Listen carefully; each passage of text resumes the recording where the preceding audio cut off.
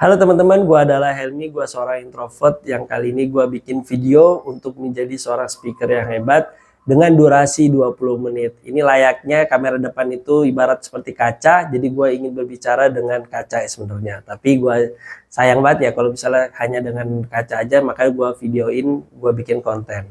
Nah, gue ingin membahas soal One Piece. Semoga ini bisa menginspirasi di kehidupan kita dan di aktivitas seharian-seharian kita ya, karena One Piece ini sebenarnya juga bisa menginspirasi kita sih dari animenya gitu ataupun dari manganya.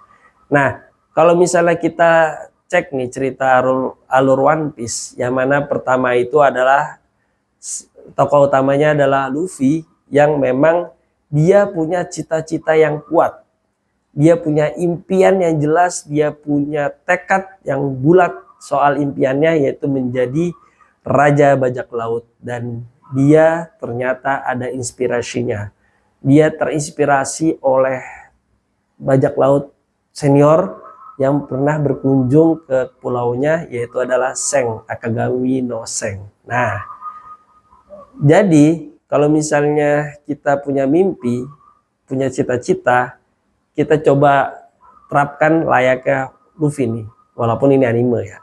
Jadi Luffy itu punya tekad yang kuat soal mimpinya spesifik, terus juga dia punya keinginan dan dia ada benchmarknya, ada inspirationnya, yaitu adalah Seng.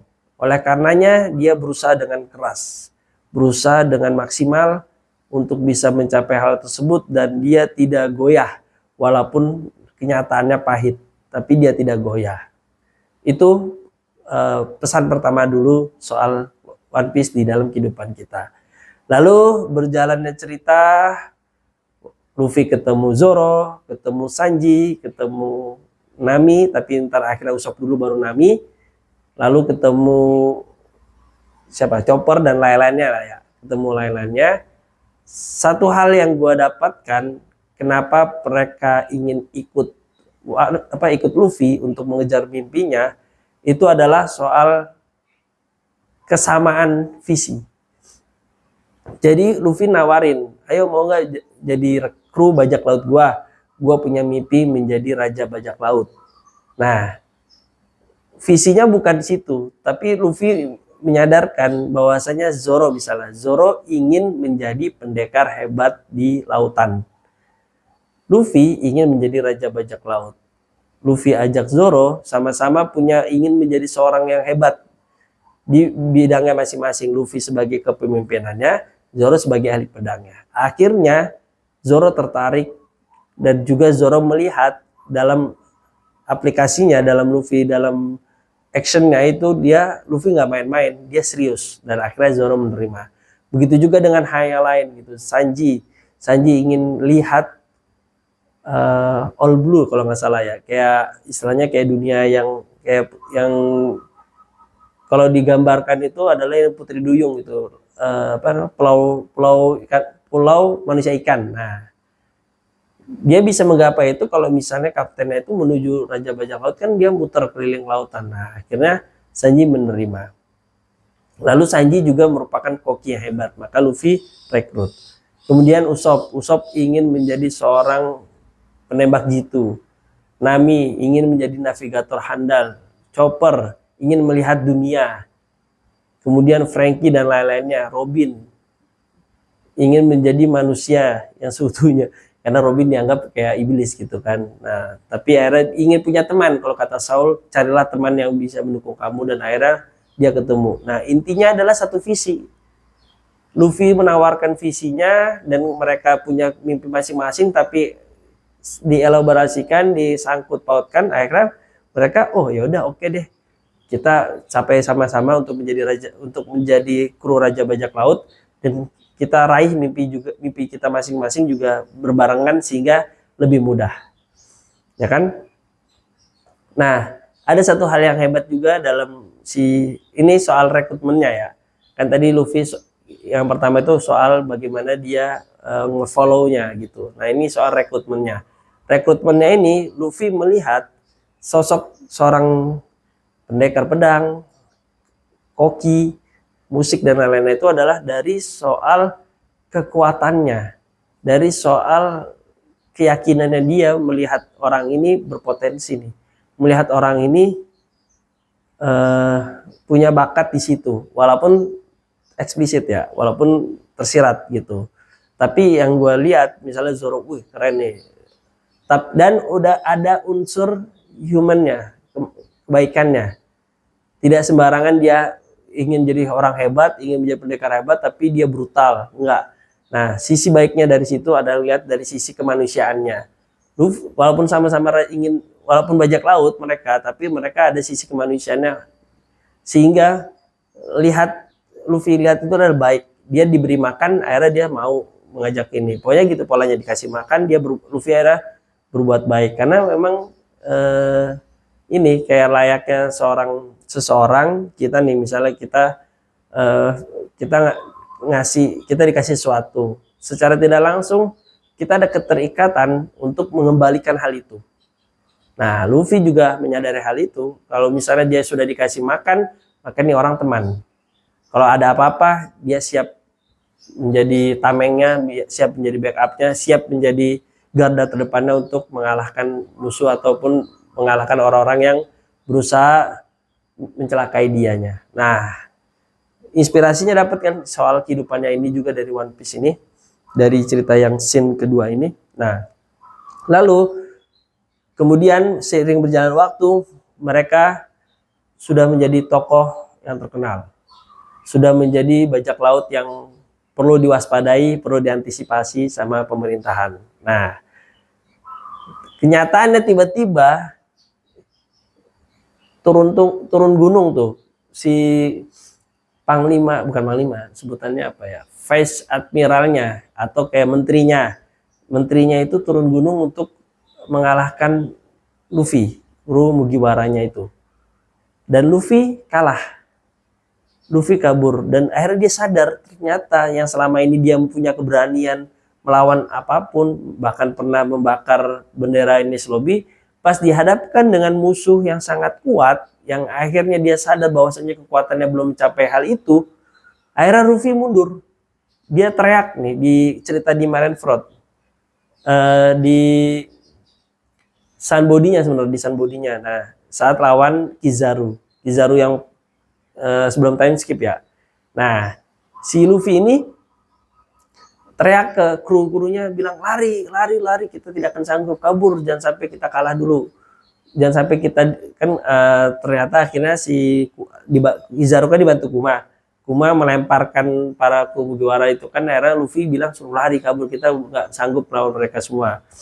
Akhirnya Luffy itu menyerah, dalam artian menyerah terlebih dahulu untuk bisa mengumpulkan energi sehingga nantinya saat sudah siap dia akan terjun lagi, yaitu adalah time skip.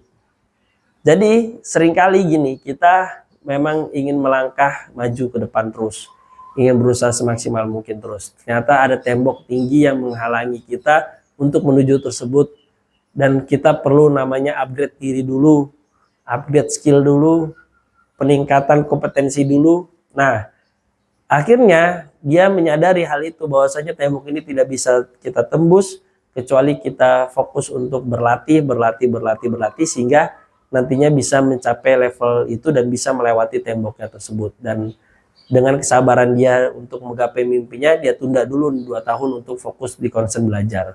Nah, ini kan juga relate juga di kehidupan dunia kita ya. Kalau misalnya kita ingin mencapai sesuatu, ternyata tembok itu sangat jauh, sangat tinggi, maka yang perlu kita lakukan adalah berlatih, yang perlu kita lakukan adalah belajar, yang perlu kita lakukan adalah meningkatkan skill kita untuk bisa terus mencapai hal tersebut sehingga nantinya tembok itu bisa kita lewati.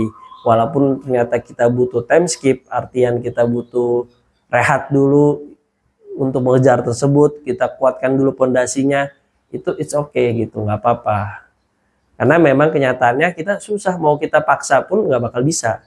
Akhirnya kita ngalah dulu, sabar dulu, kayak layaknya ketapel, kita tarik mundur dulu, kita kuatkan dulu, baru ntar terbang jauh, melangkah, seperti itu. Ini inspirasi sekian ya soal One Piece, banyak kan inspirasinya. Nah, Lalu yang selanjutnya ada beberapa inspirasi lagi pasca time skip nih.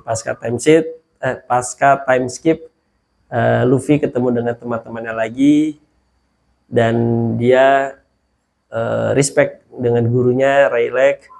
Kemudian juga ternyata teman-temannya juga berlatih semakin kuat lagi dan akhirnya dia siap terjun untuk menuju mimpinya. Dan dia bahkan setelah udah merasa cukup, statementnya setelah dilatih dirasa cukup ya, berlatihnya cukup, kompetensi skillnya cukup dan lain-lainnya cukup, dia bilang dia tidak akan mundur lagi saat melawan seseorang. Dia akan terus menggapai karena mimpinya akan semakin dekat lagi, dan karena mimpinya maka harus kalahkan orang-orang tersebut dan tidak boleh mundur. Dan kenyataan hingga akhir ini dia tidak mundur, bahkan lawan Kizaru, lawan Saturn, yang kemarin waktu sebelumnya itu pernah lawan Fujitora, dia nggak mau mundur, tapi diomongin sama si Zoro, diingatkan gitu untuk hati-hati kayak gitu. Nah, jadi setelah dia sudah siap, optimismenya dia tinggi lagi. Optimismenya itu muncul lagi, kuat lagi, sehingga ya harus coba terus maju terus, tantangannya ada, apapun itu kenyataan-kenyataannya ada, dia tetap maju terus, optimismenya itu tetap bertumbuh dan bahkan semakin tumbuh, kepercayaan dirinya semakin besar lagi. Nah, maka dari itu setelah kita coba mempelajari atau meningkatkan kompetensi, terus juga kita sudah upgrade skill dan lain-lainnya, ya kita juga harus punya rasa kepercayaan diri, kita juga harus punya rasa optimisme menghadap sesuatu untuk dalam menggapai mimpi kita, walaupun ternyata ujungnya muaranya masih jauh, tapi ya sudah nggak apa-apa, diusahakan, tetap kita harus ada rasa optimisme dan rasa kepercayaan diri. Nah, itu inspirasi soal Luffy ya. Lalu apalagi ya soal One Piece kita kaitkan di dalam kehidupan kita. Nah, ini yang paling menarik ini ada. Jadi kalau misalnya dalam bertarung, Luffy itu selalu mempercayakan anak buahnya loh. Kru-krunya itu selalu dia percaya, teman-temannya itu selalu dipercaya, dan akhirnya dia dengan lega meninggalkan aja untuk menuju ke ketua bajak laut yang lain gitu, untuk melawan gitu, untuk ya raja terakhir lah kayak gitu dalam setiap artsnya. Dan dia sangat percaya dengan teman-temannya. Nah, ini untuk seorang leader bagi seorang pemimpin siapapun itu, kalau misalnya kita punya tim, kalau kita punya bawahan, kita harus menumbuhkan sisi kita percaya dengan tim kita percaya dengan anak buah kita, dia bisa mengeksekusi dengan baik, sehingga trustnya pemimpin itu akan membawa energi kepada anak buahnya. Percaya dah, kalau misalnya teman-teman seorang pemimpin bilang saya percaya dengan kamu, silakan kamu bereskan apapun itu, silahkan, yang penting saya percaya dengan kamu, coba clearkan. Nah, dari situ itu nantinya akan bisa memunculkan energi dari timnya itu, sehingga timnya itu merasa lebih percaya diri lagi dan lebih ya optimis lagi gitu untuk menyelesaikan persoalan tersebut. Dan terbukti kan akhirnya saat misalnya lawan Kaido dan lain-lainnya, ya di bawahnya itu udah dibereskan sama kru-kru Mugiwara gitu, kru-krunya Luffy, sehingga Luffy fokus aja melawan Kaido. Nah, begitu juga teman-teman nih sebagai pemimpin misalnya, ataupun saya nanti seandainya ke depan saya sebagai pemimpin, itu saya coba akan menerapkan hal itu, karena memang bahkan kalau misalnya teman-teman belajar soal leadership, ada namanya metode coaching. Di salah satu coaching itu adalah membangun hubungan dan kepercayaan, dan menurut saya emang membangun hubungan dan kepercayaan itu adalah suatu hal yang powerful untuk di area keorganisasian, sehingga ya kita harus membuat hal itu menjadi suatu budaya. Ya mungkin itu aja sih yang bisa gue sampaikan, karena ternyata terbatas durasi.